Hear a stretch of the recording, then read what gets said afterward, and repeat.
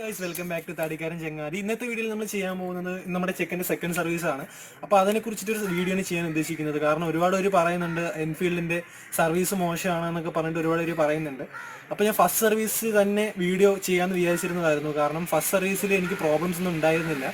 Problems തുടങ്ങിയ first സർവീസിന് ശേഷമായിരുന്നു. അപ്പോൾ അതിനെക്കുറിച്ചുള്ള വീഡിയോ ചെയ്യാൻ ഉദ്ദേശിക്കുന്നത്. അപ്പോൾ ഇതിൻ്റെ ആദ്യം കുറച്ച് പ്രോബ്ലംസ് ഉള്ള എനിക്കിപ്പോൾ അഫക്റ്റ് ചെയ്യുന്ന പ്രോബ്ലംസ് എന്ന് പറയുന്നത് ഇതിൻ്റെ ഒരു മിസ്സിംഗ് ഇഷ്യൂ ആണ്.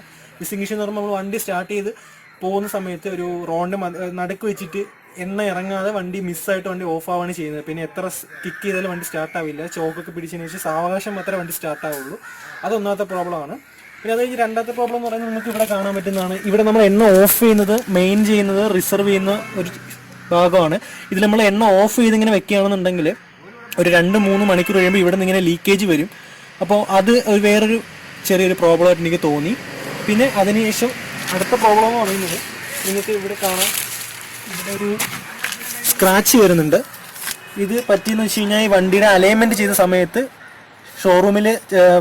സർവീസ് സെൻറ്ററിൽ അലൈൻമെൻറ്റ് ചെയ്ത സമയത്തുള്ളൊരു ഇഷ്യൂ ആണ്. അപ്പോൾ ഒരടുത്ത സർവീസിൽ നിന്ന് റെഡിയാക്കി തരാമെന്നാണ് പറഞ്ഞത്. ഇപ്പോൾ ഇവിടെ തുരുമ്പ് കയറുന്നുണ്ട്. അപ്പോൾ അത് മറ്റൊരു പ്രോബ്ലമാണ്. പിന്നെ അതിനുശേഷം നിങ്ങൾക്ക് ഇത് കാണാം, ഇവിടെ മിററിൽ ചെറിയൊരു ഇഷ്യൂ വരുന്നുണ്ട്. കണ്ടത് ഇത് ലൂസാണ്. അപ്പോൾ ഇതും അവർ സർവീസിന് കൊണ്ടുവരുമ്പോൾ റെഡിയാക്കി തരാമെന്നാണ് പറഞ്ഞത്. പിന്നെയുള്ളൊരു മെയിൻ പ്രോബ്ലം എന്ന് പറയുന്നത് ഇതിൻ്റെ കിക്ക് സ്റ്റാർട്ടിങ്ങിന് അങ്ങനെ ചെറിയൊരു ഇഷ്യൂ ഉണ്ട്. കിക്ക് സ്റ്റാർട്ട് എന്ന് പറയുമ്പോൾ ആദ്യ സമയങ്ങളിൽ എനിക്ക് വണ്ടി എടുത്ത സമയങ്ങളിൽ 1-2 തവണ കിക്ക് സ്റ്റാർട്ട് ചെയ്യുമ്പോഴോ വണ്ടി സ്റ്റാർട്ട് ആകുമായിരുന്നു. പക്ഷേ ഇപ്പോൾ അങ്ങനെയല്ല. ഇപ്പോൾ നമുക്ക് സ്റ്റാർട്ട് ചെയ്യുമ്പോൾ ഒരു 10-20 പ്രാവശ്യമെങ്കിലും കിക്ക് ചെയ്താൽ മാത്രമേ, അതായത് ഫസ്റ്റ് സർവീസിന് ശേഷമാണ് ഈ പ്രോബ്ലം വന്നത് കേട്ടോ. അതിന് മുമ്പ് എനിക്ക് പ്രോബ്ലം ഇല്ലായിരുന്നു. അപ്പോൾ 20 പ്രാവശ്യമൊക്കെ കിക്ക് ചെയ്താൽ മാത്രമേ എനിക്ക് വണ്ടി സ്റ്റാർട്ട് ആവുള്ളൂ. അപ്പോൾ അങ്ങനത്തെ കുറച്ച് പ്രോബ്ലംസ് ഉണ്ട്. പിന്നെ ഇത്രയും പ്രോബ്ലംസാണ് ഉള്ളത്. പിന്നെ അതിനുശേഷം അവരൊരു വണ്ടി നിങ്ങൾക്ക് ഫുള്ള് കാണാം, ഫുള്ള് ഇപ്പോൾ ചെയറാണ്. ഒരു ഫ്രീ വാട്ടർ സർവീസ് കൂടി പറയുന്നുണ്ട്. അപ്പോൾ വാട്ടർ സർവീസ് എങ്ങനെയാണ്, ഇതിൻ്റെ എക്സ്പീരിയൻസ് എങ്ങനെയാണ്, അതായത് ഈ സർവീസിൻ്റെ എക്സ്പീരിയൻസ് എങ്ങനെയാണ്, ഇതിൻ്റെ കോസ്റ്റ് എങ്ങനെയാണ്, ഇതെല്ലാം കൂടി ഉൾപ്പെടുത്തിയിട്ടാണ് ഈ വീഡിയോ ചെയ്യാൻ ഉദ്ദേശിക്കുന്നത്. അപ്പോൾ നിങ്ങൾ ആരെങ്കിലും സർവീസ് ചെയ്യാൻ പോകുന്നുണ്ടെങ്കിൽ ആദ്യം തന്നെ ഷോറൂമിൽ വിളിച്ചിട്ട് അവിടെ അപ്പോയിൻമെൻറ്റ് ചെയ്യുക. അപ്പോയിൻമെൻറ്റ് ചെയ്യുകയാണെങ്കിൽ നിങ്ങൾക്ക് പെട്ടെന്ന് തന്നെ വണ്ടി സർവീസ് ചെയ്ത് കിട്ടുന്നതാണ്. അപ്പോൾ നമുക്ക് എത്രയും പെട്ടെന്ന് തന്നെ വീഡിയോയിലേക്ക് കിടക്കാം.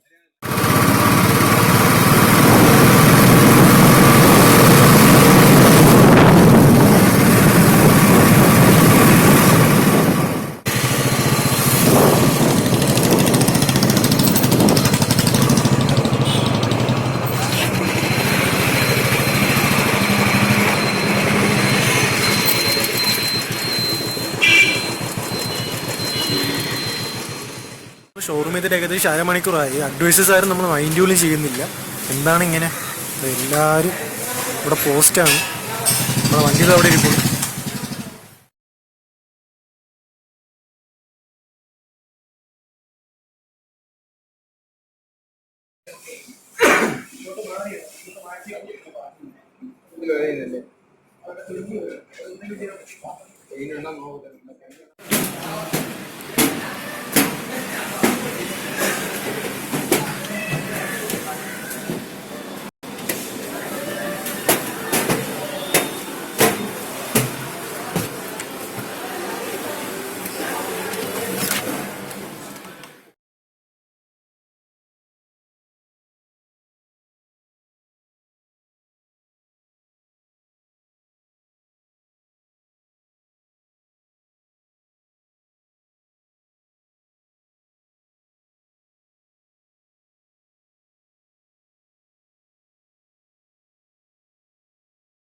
ടൈം ഇപ്പോൾ 3 മണിയായി. നമ്മൾ വന്നത് 12 മണിക്കാണ്. 12 മണിക്ക് അതിന് ശേഷം 2 മണിക്ക് നമ്മൾ ഫുഡ് കഴിക്കാൻ പോയി. ഫുഡ് കഴിക്കാൻ പോയപ്പോഴും വണ്ടി എവിടെയാണ് ഉള്ളത്.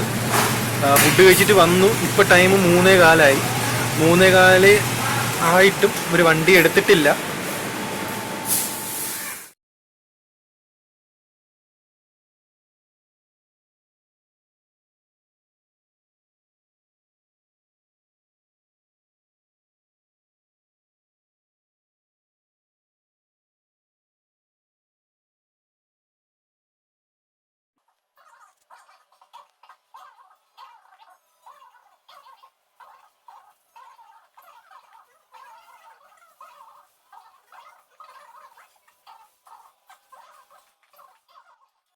നമ്മളിപ്പോൾ വന്നത് 12 മണിക്കാണ്. ഇപ്പോൾ സമയം ഏകദേശം 6 മണിയാവാറായി.